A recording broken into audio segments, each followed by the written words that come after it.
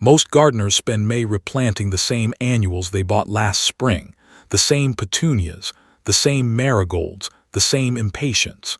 And every October, they watch all of that money and effort die in a single frost. Then they do it again. What the smartest gardeners figured out a long time ago is that May isn't the time to stock up on plants you'll bury next fall. It's the time to put something permanent in the ground. Perennials, plants that return every year, grow larger every season and demand less from you as they give more back. The soil is warm right now. The days are long, and these plants are ready to establish roots before summer heat locks in. Every plant on this list was chosen for 3 reasons. It earns its space, it rewards patience, and it works without you babysitting it. Here are the 12 perennials to get in the ground this May. Stay with me, because number 11 can bloom in the same spot for 100 years, and it will outlast the garden you build around it. Number 1, Black-Eyed Susan Rudbeckia hirta. Let's start with the plant that proves you don't need a complicated garden to have a beautiful one. Black-Eyed Susan grows wild in roadside ditches and open meadows across North America. Nobody waters those plants. Nobody fertilizes them. And they come back every single year. That's your first clue about what kind of perennial this is. In your garden, Rudbeckia produces those warm golden yellow daisy, like flowers with deep chocolate centers from midsummer all the way through the first hard frost, 3 to 4 solid months of uninterrupted color. Most flowering perennials give you a few weeks of bloom and spend the rest of the season looking average. Black-Eyed Susan refuses to do that. Plant it in full sun, give it decent drainage, and then mostly leave it alone. Rich soil and heavy fertilizer actually make it floppy and weak. This is a plant that thrives on lean conditions. It's drought-tolerant, heat-resistant, and handles the kind of neglect that would kill most ornamentals. But here's what elevates it beyond just tough. Pollinators, bees, butterflies, and beneficial wasps are drawn to it consistently throughout its long bloom season. And when the flowers go to seed in fall, goldfinches and songbirds feed on those seed heads through winter. You're not just planting a flower. You're building a small, functioning ecosystem. Think of Black-Eyed Susan as your garden's anchor, the plant that keeps everything looking alive while more temperamental things around it come and go. Number 2, purple coneflower, Echinacea purpurea. If Black-Eyed Susan is the anchor, Echinacea is the pulse. Those raised central cones surrounded by swept-back purple or pink petals aren't just striking. They're one of the highest value wildlife plants you can grow in a North American garden.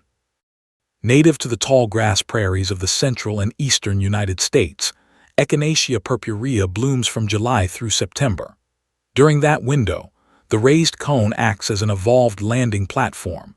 Bumblebees, native solitary bees, honeybees, and butterflies like monarchs and tiger swallowtails work it methodically for nectar and pollen. A single mature clump on a warm August afternoon can host a remarkable diversity of pollinator species at once.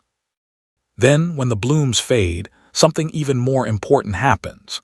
Leave the seed heads standing through winter. Resist the urge to cut them back in fall. Those cone-shaped dried heads become critical food for goldfinches and chickadees through January and February, when other food sources are buried or gone. Plant 3 in May, and by year 5 you'll have a dozen. Echinacea spreads by slow clump division and self-seeding, multiplying your original investment at no cost. Plant it alongside Black-Eyed Susan for seamless native flower cover from June through October, 2 plants with identical growing requirements that bloom at overlapping times. Together, they are greater than the sum of their parts. Number 3, Peony, Peonia lactiflora. Here's a number worth sitting with for a moment. A healthy peony can bloom in the same spot for 100 years. There are peonies blooming in New England gardens today that were planted by great-grandmothers. They outlasted the fences around them. They outlasted the people who put them there. They just kept coming back. Peonia lactiflora produces enormous, layered blooms, doubles, semi-doubles, and singles in white, cream, blush pink, coral, and deep red. The fragrance is intoxicating. The bloom season in late spring lasts 3 to 4 weeks, and in that window it is, without argument, one of the most beautiful plants on earth. The foliage that follows is a glossy, handsome green all summer, then turns purplish red or gold in fall before dying back. Plant peonies in May in full sun with rich, well-drained soil. Here is the one critical detail that determines success or failure: planting depth. The eyes, the red buds at the crow. N should sit no more than 2 inches below the soil surface. Bury them deeper than that, and the plant will produce lush foliage year after year without a single bloom. It's a one-time consideration, but it matters more than anything else. The first year after planting, you'll get modest growth. Year 2, stronger stems. Year 3, blooms begin. By year 5, a well-situated peony is one of the most breathtaking things in any garden, and it will stay that way for the rest of your life. This is the plant that makes the strongest possible argument for perennial gardening. One afternoon, one hole, one plant, decades of return. Number 4, lavender, Lavandula angustifolia. Lavender is where the garden becomes a sensory experience. That silver-blue flower spike, that unmistakable fragrance carried on the breeze, the soft sound of bees working through it on a summer afternoon. No other plant delivers all of that at once. Lavender has been cultivated in Greek, Roman, Egyptian, and medieval European gardens for thousands of years. Used to scent linens, preserve food, calm nerves, and repel insects. That's not a trend. That's a track record that spans civilizations. Here's what most gardeners get wrong. They kill lavender with kindness. Rich soil, extra water, heavy mulch, these are lavender killers. This plant wants sharp drainage, lean soil, full sun, and to be left alone. Plant it on a slope, in gravel, or in raised beds where water runs away quickly. Then step back. A lavender plant in the wrong conditions rots quietly. A lavender plant in the right conditions lives for 20 years. Harvest the spikes just as they begin to open. That's when the fragrance is most concentrated. Bundle them, hang them upside down in a cool, dry place, and you'll have dried lavender that fills a room for months. It's a cut flower, an edging plant, a pollinator corridor, and a deer deterrent all in one. This is one of the few plants that rewards you in 3 completely different ways at once: visually, through fragrance, and through the sound of every bee it draws in. Number 5, delphinium, Delphinium elatum. Blue is the rarest color in the garden. True, deep, saturated blue, not violet blue, not blue-purple, but actual sky-filling blue. Delphinium produces it more magnificently than almost anything else alive. Those towering spikes 4, 5, sometimes 6 feet tall, covered in flowers from pale sky blue to the deepest indigo, are one of the most dramatic vertical statements in perennial gardening. Plant delphiniums at the back of a border and they reshape the entire scale of everything in front of them. They don't just add color, they add dimension. From a May planting, expect blooms in early summer. Stake them, the wind will topple them otherwise, and that's a heartbreak worth avoiding. After the first flush, cut the main spike back to a lower lateral bud.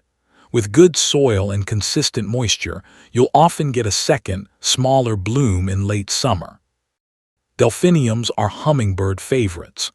The tubular flower structure is architecturally designed for hovering birds, and in a garden that values wildlife, a stand of delphiniums is essentially a hummingbird feeding station in June.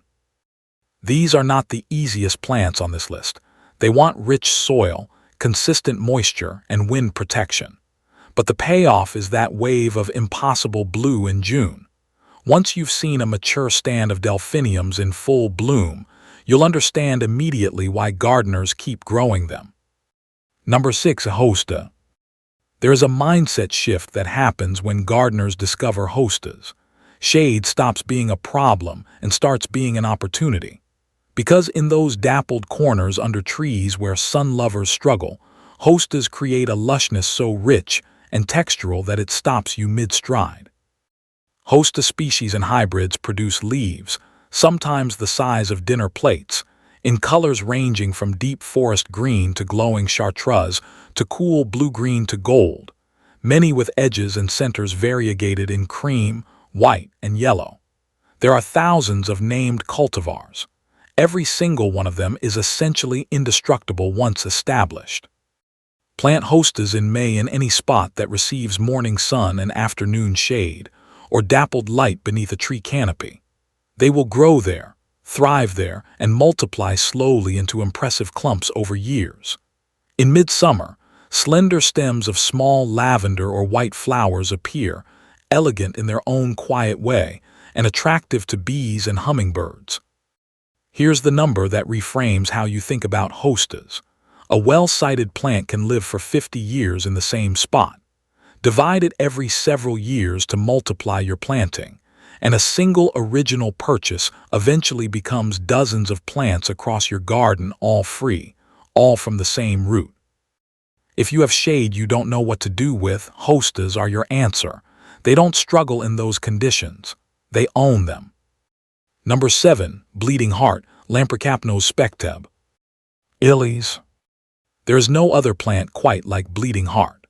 Those long arching stems hung with perfectly formed heart-shaped flowers, rose pink or pure white, each with a tiny teardrop pendant, look like something illustrated for a fairy tale. They appear in May, blooming alongside tulips and early-season perennials, and they do it in shade where most flowering plants refuse to perform. Bleeding Heart thrives in the same moist, shaded conditions that hostas love, making them natural companions. Plant them together, and you get spring drama from Bleeding Heart followed by summer structure from hostas. Two plants doing entirely different jobs in the same soil, covering the same space across different months. Here's something that trips up new gardeners. Bleeding Heart goes dormant in summer heat, the foliage yellowing and fading as temperatures rise. This is not disease. It's not failure. It's the plant's biology. The trick is to plant summer-blooming perennials nearby to fill the visual gap as it fades. A well-planned shade garden treats this as choreography, not a problem. The white-flowered variety, Alba, is particularly striking, softer, more ghostly, beautiful in woodland settings. Both colors attract hummingbirds and early emerging bumblebees in spring when food sources are still limited elsewhere.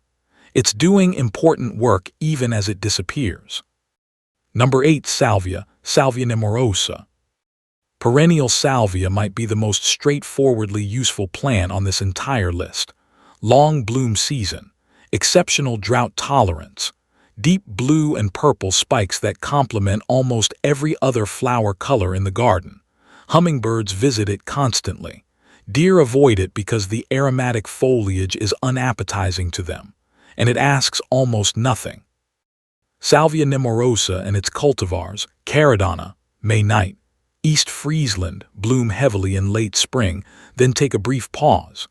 Cut the spent spikes back after that first flush and they return, often twice more before frost. Plant in May in full sun with well-drained soil and these plants handle the rest. Here's a technique that experienced gardeners use. Combine early, mid, and late blooming salvia varieties in the same bed. While one variety rests between flushes, another is peaking. The result is a near-continuous ribbon of blue and purple through the entire growing season, May through October, without any complicated management on your part. Salvia is also the plant that makes other plants look better. Those cool blue tones intensify warm colors around them. Plant it near blanket flower, near roses, near yellows and oranges, and every neighboring plant suddenly looks more vivid. It's doing double duty, performing on its own and elevating everything nearby. Number 9. Catmint, Nepeta exfoscinea. Catmint is the plant experienced gardeners return to again and again, not because it's flashy, but because it delivers without fail, every single year, with almost no help from you. That soft mound of silver-green aromatic foliage covered in a haze of blue-purple flowers is one of the most effortlessly beautiful things in a May garden. Shear it back hard after the first bloom flush, and it comes back with fresh growth and a second wave of flowers. In some climates, a third flush follows. Few plants give that kind of repeat performance without significant effort. Nepeta is among the most deer-resistant, drought-tolerant, pollinator-friendly plants available. The foliage is sharply aromatic.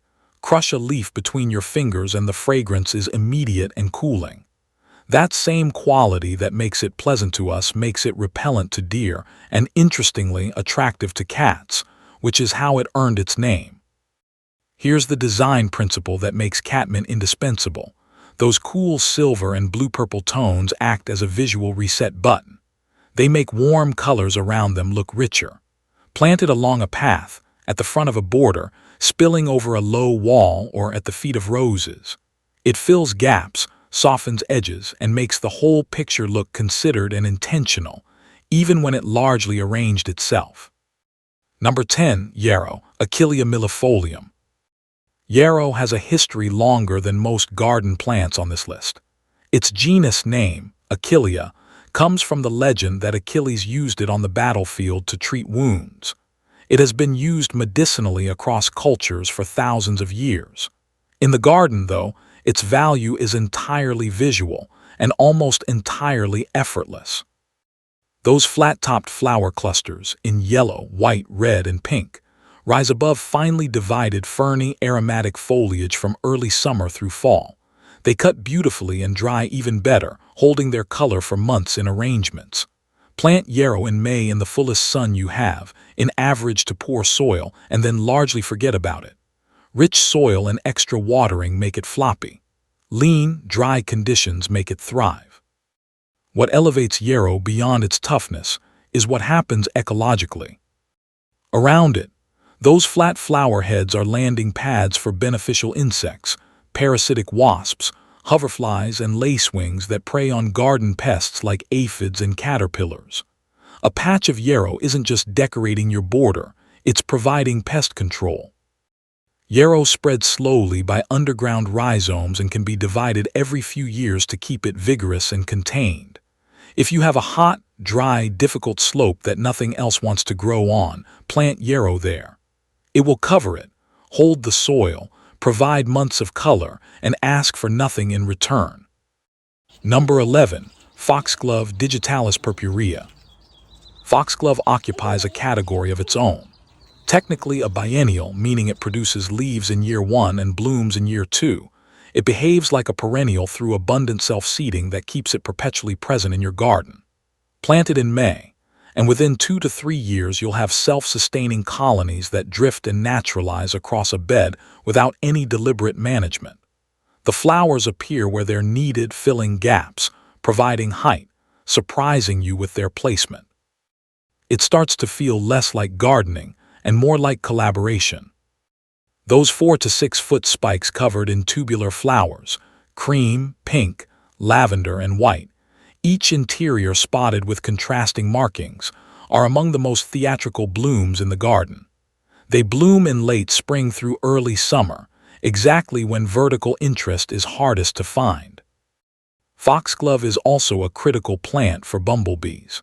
Their long tongues are precisely sized to reach the nectar deep inside the tubular flowers, and in areas where bumblebee populations are under pressure, a stand of foxglove is genuinely meaningful conservation planting. You're not just filling a visual gap, you're providing infrastructure. One important note: digitalis purpurea is toxic if ingested, so exercise appropriate care in gardens where young children spend time. For most landscapes, however, this is a plant that takes care of itself while producing some of the most dramatic vertical displays the garden calendar offers. Number 12. Columbine aquilegia. And here, at the end of this list, is the plant I saved for last, because it is perhaps the most quietly extraordinary of all of them. Columbine looks like it belongs in a botanical illustration. Those nodding flowers with their distinctive backward-projecting spurs, hovering on wiry stems above lacy blue-green foliage, look fragile, intricate, impossibly delicate. And then you discover what they actually are. Aquilegia species are cold-hardy to extreme temperatures, tolerant of poor soil, partial shade, and variable moisture. They bridge that tricky transition in spring between early bulbs and midsummer perennials, filling the gap with color in blue, purple, red, yellow, white, and spectacular bicolors. Long-spurred hybrids look almost like exotic birds in mid-flight. The plant looks like it requires constant attention. It requires almost none. Here is what makes Columbine truly earn its place at the end of this list. It self-seeds abundantly and freely. Once established, it spreads through your garden at its own pace, naturalizing into cracks and crevices and shaded pockets where other plants don't venture.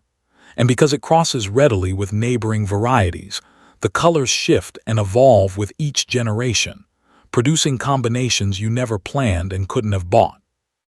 Hummingbirds reach the nectar at the tip of those backward spurs. Bumblebees sometimes chew through the spur from the outside entirely, bypassing the design. It's a plant that different species interact with in completely different ways, and there's something genuinely charming about that. Plant Columbine in May in a spot where you'd like it to eventually naturalize. Then step back. It will self-seed, drift, and fill corners of your garden with its delicate-looking but thoroughly indestructible presence, year after year after year. It is the plant that captures what perennial gardening is really about, not control, not perfection, but partnership. 12 plants, 12 holes in the ground, one afternoon this May. And then something shifts because perennials don't work the way the gardening industry wants you to think gardening works. You're not buying a season of color. You're making an investment that compounds. Year 1, they establish. Year 2, they grow. Year 3, you have neighbors stopping at the end of your driveway to ask what you're doing differently. The annuals will always be there, bright and ready in their plastic pots. But every spring you replant them, you're starting at zero. Every spring you tend a perennial border. It's better than the year before, denser, fuller, more alive. If this list changed how you're thinking about your May garden, leave a comment below and tell me which one you're planting first. Are you going long game with a peony, building a wildlife corridor with echinacea and salvia, or letting Columbine loose to naturalize on its own terms? Subscribe to Homestead Roots if you're not already. Every week we put out videos that help you grow smarter, not harder, gardens that work for you instead of the other way around. See you next week.